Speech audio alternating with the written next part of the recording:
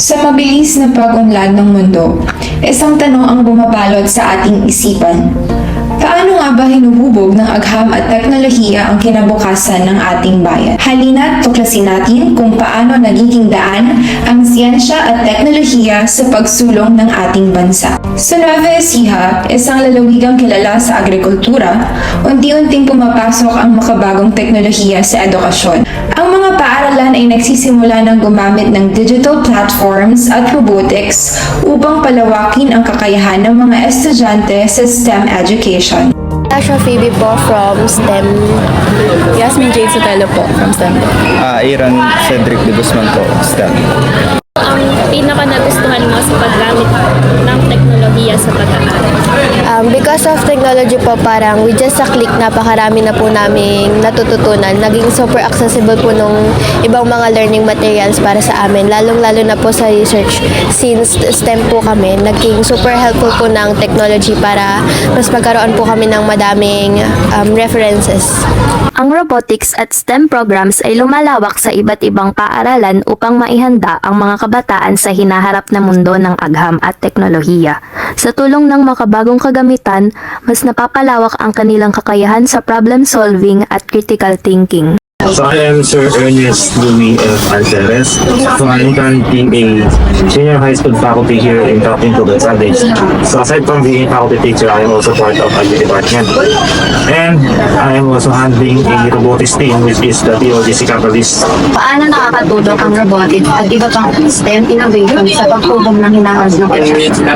Number one dyan, bago mo na makatulong sa hinaharap, kailangan handa yung school kung paano i-implement ang robotics. It's number one, robotics is very expensive.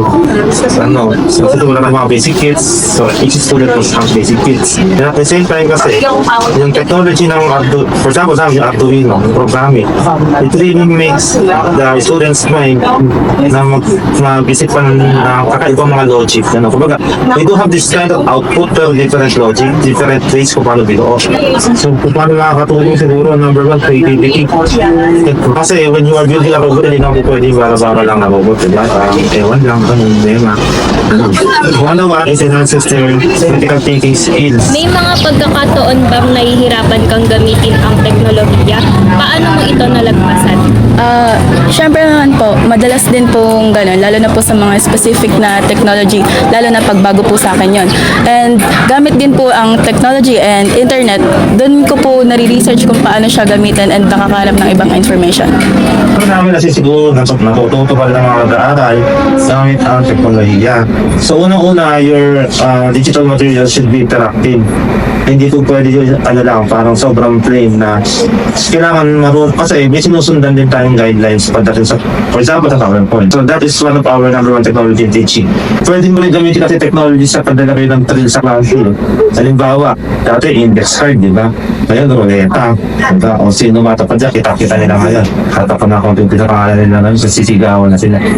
So, by that simple way, di ba, nagkakaroon na interaction and at some point, natututo rin yung mga bata. Habang patuloy tayong umuunlad, paano pa natin mapapalawak ang paggamit ng agham at teknolohiya sa ating mga paaralan upang mas matulungan ang mga mag-aaral? Sa tingin mo, paano makakatulong ang teknolohiya sa iyong mga pangarap sa hinaharap? Makakatulong po yan in a way na ma-enhance po yung learning ng isang estudyante bilang mag-aaral, and mas mapapadali po yung buhay niya kasi po mas convenient na po ngayon yung technology kaysa sa mga dating nakasanayan tulad ng library or mga libro po.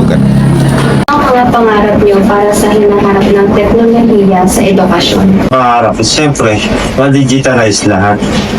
Kasi, sabi ko nga kanila, as I mentioned, experience ko sa public. And it's really hard to teach. Like, susulat siya pa sa board ng gamit ang chalk.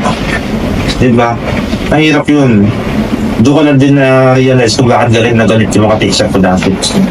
Kapag maiingay kami. Kasi pagod na sila magsulat ng chalk. Tapos ang babato silang gano'n. Diba wala kasi na yun. Ngayon kasi armchair niya yung binabato. Ngayon kasi bawal na yung mga gano'n. Pero kasi, imagine, if the teaching The way how we teach is based on technology. Napakabilis na ang magiging progress ng education system sa Pilipinas. Well, iba pa yung mga implementation ng government, syempre. Pero syempre, dapat sa classroom pa lang, convenient na mag-aral yung mga bata. So dito, halimbawa, lahat ng minutes naka-whiteboard. Lahat ng whiteboard namin, itig. Mga ganon. So, isa sa mga pangarap, yun nga, ma-digitalize lahat. And magkaroon pa ng program ng government na maging mas interactive pa, maayos ang mga education system. Ang teknolohiya ay hindi lamang para sa iilan, ito ay para sa lahat. Ito ang susi sa isang makabagong edukasyon at isang mas maliwanag na hinaharap. Sa patuloy na inobasyon, mas magiging handa ang mga kabataan sa mga hamon ng hinaharap.